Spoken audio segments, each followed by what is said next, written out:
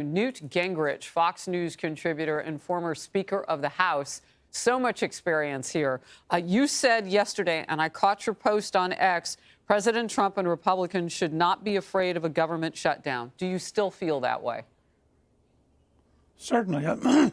When I was Speaker, we had two government shutdowns. One was pretty long, I think 20-some days. It convinced President Clinton that we were serious, and it convinced the American people that we were going to keep our word even if it was hard. I think that everybody misjudged what President Trump won when they bring in a 1,500-page bill that is a joke. That was not a continuing resolution. As you pointed out, this was actually a brand new omnibus spending bill. And it was a total violation. It was politics as usual. Don't worry what the candidate says before the election. He's going to sell you out afterwards. Well, Trump didn't sell him out. And now we're facing the first great reality of making America great again, which is a Congress filled with people who love pork, love taking money home to the district, love deficit spending, love big bureaucracies, and they're colliding with the man the American people picked to change things. I think that President Trump would be much better off to let the government close, to let Biden sit there as a totally incompetent president presiding over a mess, and to go to the country and say to the country, I am not going to be a president who sells you out. I need your help to convince the Congress to pass a good bill. I think the country would respond. Let's focus on Biden for a second. He cut his vacation short, and so did the Vice President, Kamala Harris. And I understand that if there were to be a tie on this in any way in the Senate once it leaves the House, then she, as the Vice President, would break that tie.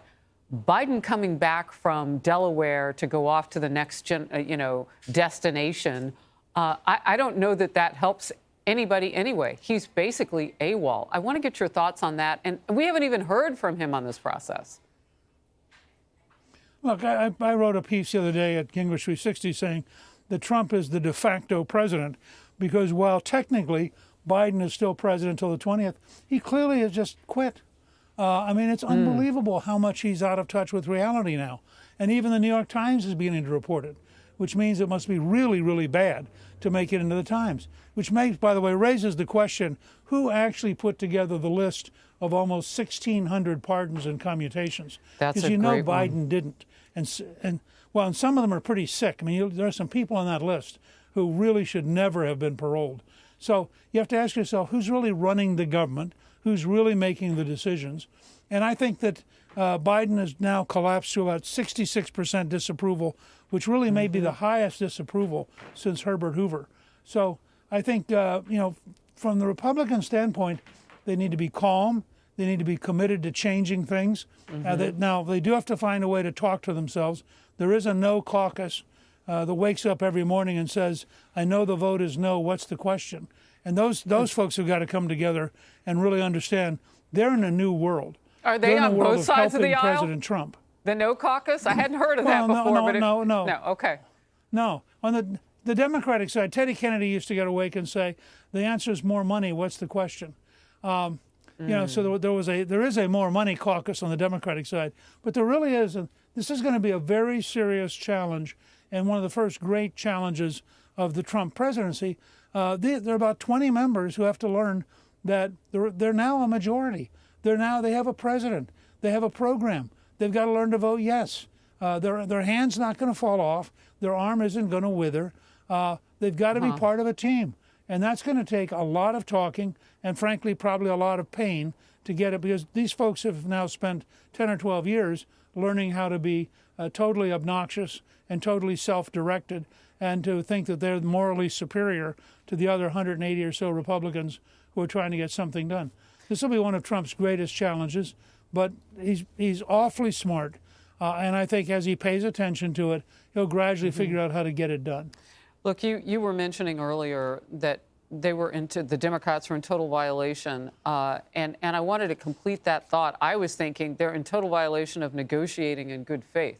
I mean, when you come to the table and you have all the cookies, and you mentioned pork and everything else in there, because that's the big word for what we call it, but there were just a lot of little like deliciously sweet goodies in there for Democrats. And you really think the other side won't play ball with you. You think, oh, it doesn't matter what we put in it. They're forced to play ball. They've got somebody new in the White House incoming and an absent nature of the guy there already. I want to get to that just a little bit and get your thoughts on that total violation by Democrats.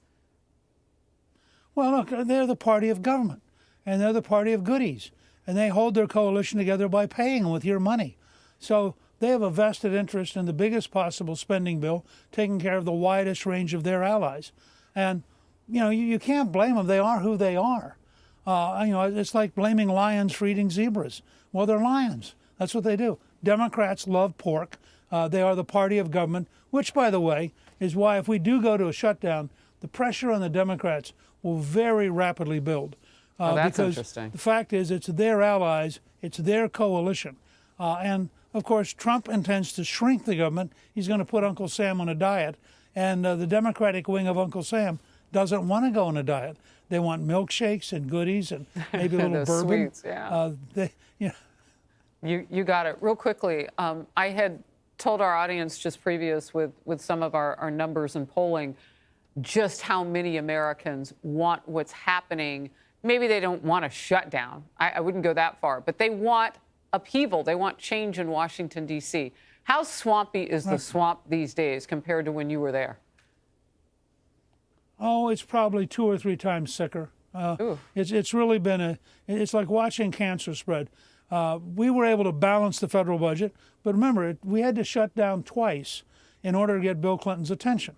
Now, once we got, and everybody said, oh, this will be terrible. We were the first re-elected majority since 1928, and it happened after the 2 shutdowns because the American people said, oh, these guys are different. They actually mean what they say.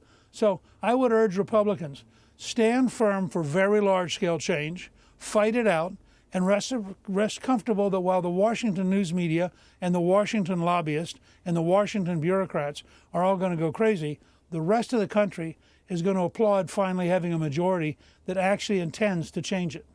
Yeah. What would you say to those people who are facing the holiday season looking at a shutdown? Because you've been through this before, and people were not out in the streets I mean, they were watching the situation just like we're watching it now, saying this is change. Look, a huge part of America is going to continue as usual. People are going to go to Christmas dinner. People are going to watch NFL football and college football. People are going to go shopping. People are going to go see movies. Relax. This is the constitutional system. The Founding Fathers feared dictatorship. They divided power up so no dictator could make it work. We can barely get it to work voluntarily. That's exactly what the Founding Fathers intended, and it takes very hard work. And frankly, this is the largest transition since Franklin Roosevelt in 1932, and it is going to be difficult. This is riding a wild rapid. It's not a houseboat on a lake. This is going to be a wild river, but it's a river that's going to get us to a dramatically better, more prosperous and safer future. Speaker Newt Gingrich, thank you very much for your time. Merry Christmas to you and Callisto. Merry Christmas. Thanks. Hey everyone, I'm Emily Campagno. Catch me and my co-hosts Harris Faulkner and Kaylee McEnany on Outnumbered every weekday at 12 p.m. Eastern, or set your DVR. Also, don't forget to subscribe to the Fox News YouTube page for daily highlights.